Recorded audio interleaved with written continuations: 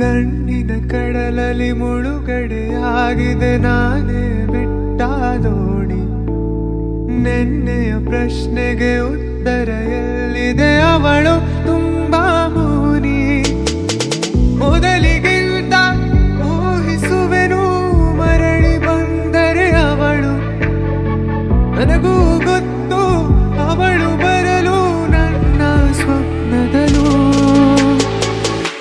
ಹೃದಯದ ತೋಟದೊಳಗಡೆ ಎಂದು ಅರಳದ ಹೂವಿನ ಬೆಳವಣಿಗೆ ಎಲ್ಲಿಗೋ ಹೊರಟು ಹೋಗಿದೆ ನನ್ನ ತಿಳಿಯದೆ ನನ್ನಯ ಮುಗುಳು ನಗೆ. ಬಿಸಿಲು ಕುದುರೆಯು